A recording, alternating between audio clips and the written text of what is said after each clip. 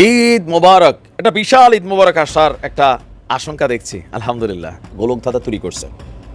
এই গোলকধাঁধাটা তৈরির জন্য বড় ধরনের ফাঁদ পাতা আছে, তাদের বল্লার চাকের মধ্যে এবার ঢিলটা মারছে জায়গা মতো এবার মারছে। চারদিক থেকে একত্রিত হইতে হবে একজোটে এক টাইমে। আমার মনে হয় যে এই খেলাটা যদি খেলে, সাব্বাস সাব্বাস, তারেক রহমান দেখিয়ে দিবে জনগণ আপনাকে।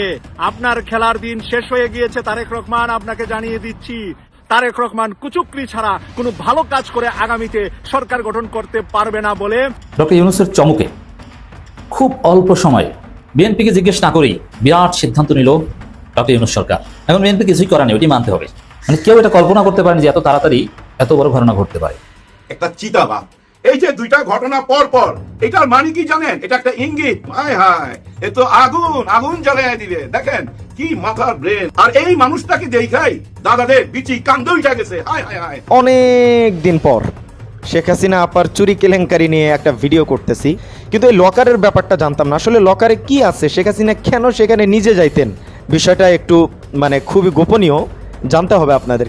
ছাত্র শিবির তারা যে কোনো বিশ্ববিদ্যালয়ে এখন নির্বাচন দিলে তারা জিতবে। তাতে আপনি নির্বাচন বয়কট করেন আর নির্বাচন থেকে উঠে যান অথবা নির্বাচনে না যান, যেটাই করেন না কেন, ছাত্র শিবির এখন আমরা যেটা খেয়াল করছি, একটা হচ্ছে যে হাসিনা চলে গেছে, স্বৈরাচার চলে গেছে, কিন্তু তার সমস্ত প্রশাসন, আইন শৃঙ্খলা বাহিনী, সশস্ত্র বাহিনী সব রয়ে গেছে দেশে।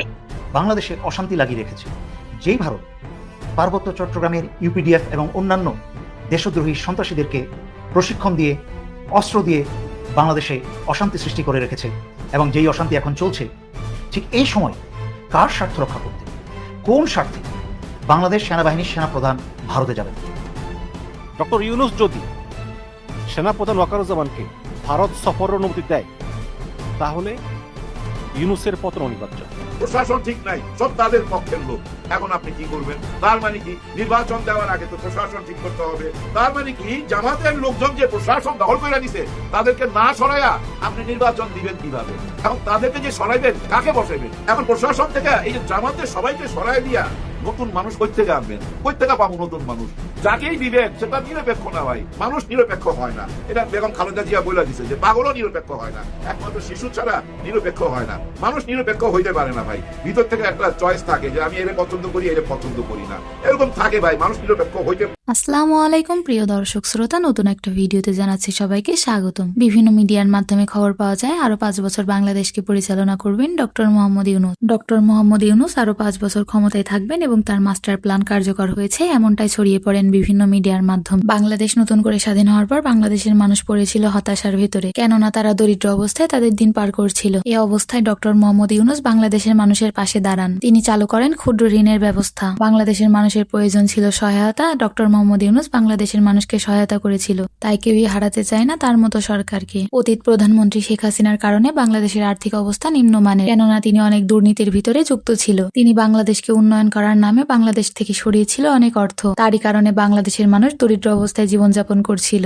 বাংলাদেশের অতীত প্রধানমন্ত্রী শেখ হাসিনা বাংলাদেশ থেকে চলে যাওয়ার পর বর্তমান বাংলাদেশের পরিস্থিতি খুবই ভয়াবহ ছিল। বাংলাদেশের মানুষ হতাশ হয়ে পড়েছিল। সে অবস্থায় বাংলাদেশের হাল ধরেন ডক্টর মোহাম্মদ ইউনূস। এমনকি ডক্টর মোহাম্মদ ইউনূসের উদ্দেশ্য ছিল বাংলাদেশকে আরো উন্নয়নশীল দেশে পরিণত করবে। তিনি তার উদ্দেশ্য পূরণে সফল হন। ডক্টর মোহাম্মদ ইউনূস বাংলাদেশকে এমন ভাবে পরিচালনা করেন যেমনটা বাংলাদেশের মানুষ চেয়েছিল। তারই হাত ধরে পরিবর্তন হয়েছে নারী জাতিরা। বর্তমান বাংলাদেশের নারীদের অর্থনৈতিক স্বাধীনতা ও সামাজিক মর্যাদাকে বাড়ান তিনি। বর্তমান বাংলাদেশের নারীরা শুরু করতে পেরেছে ব্যবসা, এমনকি সন্তানদের শিক্ষায় বিনিয়োগও করতে পারছে। কিন্তু ডক্টর মোহাম্মদ ইউনূস বাংলাদেশের হাল ধরার পর বাংলাদেশের মানুষ স্বাধীনভাবে চলাচল করতে পারছে। তিনি ফিরিয়ে দিয়েছেন বাংলাদেশের মানুষের স্বাধীনতা। ডক্টর মোহাম্মদ ইউনূস বাংলাদেশের একজন সাহসী নেতা। তারই হাত ধরে বাংলাদেশ আজ এগিয়ে গিয়েছে। বাংলাদেশ আবারও নতুন করে দেখতে পেয়েছে আশার আলো। তিনি জাগিয়েছেন বাংলাদেশের মানুষের মনে আশা। সকল তথ্যের ভিত্তিতে বোঝা যাচ্ছে আরো 5 বছর ক্ষমতায় থাকবেন ডক্টর মোহাম্মদ ইউনূস। এমনকি বর্তমান বাংলাদেশের মানুষও চাচ্ছে দীর্ঘদিন যাবত তিনি বাংলাদেশকে পরিচালনা করুক। আজ এই তথ্যের মাধ্যমেই শেষ করছি। আপনি যদি আমাদের চ্যানেলের নতুন হয়ে থাকেন, অবশ্যই চ্যানেলটি সাবস্ক্রাইব করে দিবেন এবং প্রতিদিনের সকল ভিডিও পেতে পাশে থাকা বেল আইকনটি ক্লিক করে দিবেন।